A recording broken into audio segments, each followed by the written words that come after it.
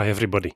The first week of this year's tour is in the books and we've already seen a load of action, both in the fight for stage victories and in the battle royale for yellow. Before taking a quick look back at week 1 and digging into stage 10, I want to take a short moment for those who indicated they've been missing my daily previews. These words mean a lot to me. I hope my full tour preview has been of use to you, because so far my pre-tour calls have not disappointed. Except for stage 1, where the Côte de Pique proved too difficult for the punchy boys after all and turned out in a first clash between the GC contenders.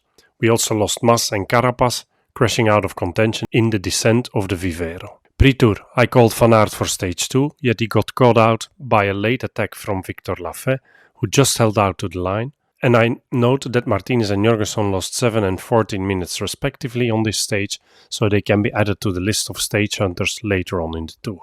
Stages 3, 4 and 7 went to the sprint as expected, and in these Philipsen turned out to be the man to beat, with the Mathieu van der Poel lead-out delivering on his promise.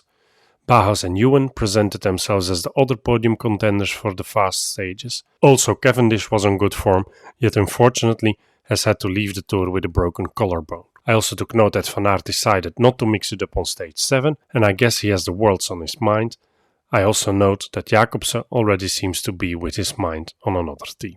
Stage 5 did go to the break, with my pre-tour call Felix Gall riding onto the podium.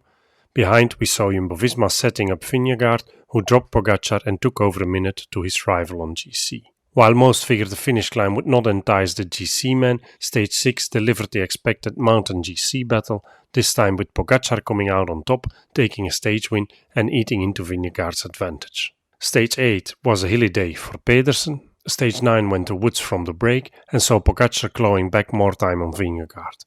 Mentally, we are now on a 2-1 advantage for Pogačar. Here's the GC going into the rest day, with the Vingegaard-Pogačar battle still wide open.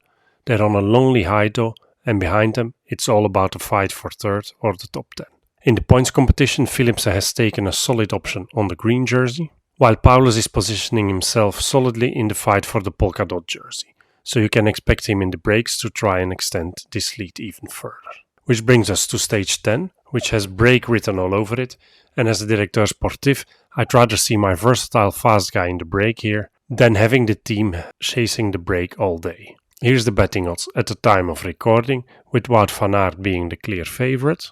Riders to watch in my book are Alaphilippe at Soudal Quickstep, Van Aert at Jumbo-Visma, Trentin at UAE Emirates and Ben Turner at the Ineos Grenadiers, Bob Jungels at Bora Hansgrohe, Cosnefroy at AG2R, Mohoric and Wright at Bahrain Victorious, Bettiol and Magnus Kort at EF Education, Alex Aramburu at Movistar, Skjelmose and Pedersen at Trek, Corbin Strong at Israel Premier Tech, Van der Poel at Alpecin de Koning, Victor Lafay at Cofidis and Valentin Madouas at Groupama. Wout van Aert and Magnus Kort are my 4-star favorites. Mathieu van der Poel and Mohoric get 3 stars, Skjelmose, Madouas and Alaphilippe get 2 stars, Lafay, Wright and Strong each get 1 star. Pre-race I called this one for Magnus Kort, yet I also thought that Van der Poel and Van Aert would have their stage in the pocket by now. That being said, in terms of podium prediction for this stage, I'm going with a win for Van Aert, ahead of Van der Poel and Magnus Kort.